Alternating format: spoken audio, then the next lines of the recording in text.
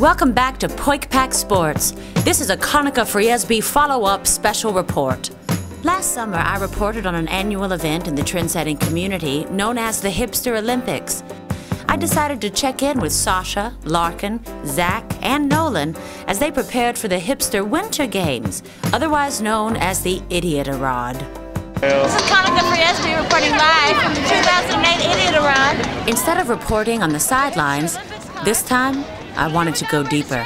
I chose to embed myself with the group for the duration of the event, a freezing 5-mile interborough shopping cart race currently in its 5th year. When Larkin attached my race day wristband, she was also sealing my fate. There was no turning back. What had I gotten myself into? And whom had I gotten myself into it with? At first, I thought I was the only square peg struggling to fit into today's round hole, but I quickly learned how to tell the hipsters from the civilians. Hi, I'm standing here with a whole gaggle of soup cans. Soup, can you please tell us what place you'd like to come in today? Of course, obviously. Guys, do you want to come in first place today? What place do you want to come in? At exactly noon, every contestant received a text message informing them that the race was on. And was it ever? It was madness. The very people who had placidly read their text messages by our sides mere moments before had been transformed into anti-human mercenaries bent on wanton destruction and untold atrocities. I was reminded of a quote by perhaps the greatest of the Dutch humanists, Erasmus, who wrote, "War is delightful to those who have not experienced it." Oh God! Here we are at the Idiot-A-Rod. It's just chaos! We've been hit by boogers and poop! I started to become delirious. I looked around me at my so-called teammates. Why were they doing this? Why would people so fixated on keeping their cool willingly place themselves under such duress? Throughout the day, I noticed the hipsters fluctuate wildly between periods of ironic participation and sincere indifference. Yet, even at their most removed, their confidence was unwavering. We're not lost.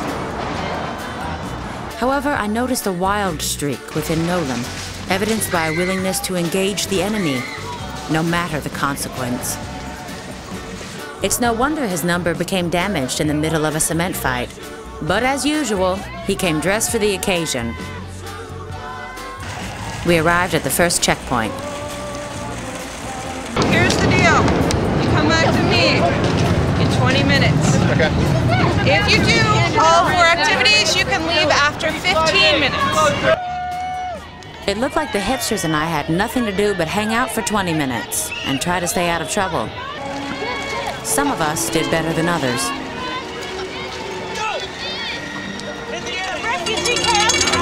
Of dummies! Oh, what the?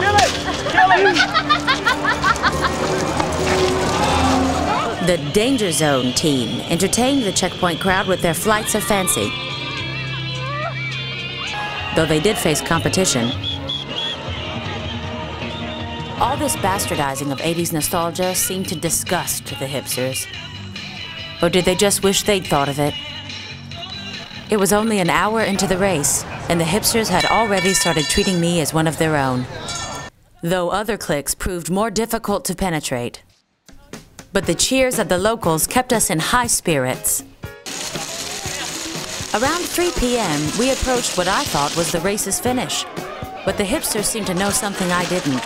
At checkpoint number 3, the teams were locked in what can only be described as an apocalyptic shithole, where the cruel puppet masters known as Cobra forced them to rob one another, down cheap beers, and compete in gladiator games to win their freedom. With no other option, the hipsters actually exhibited bravery and teamwork.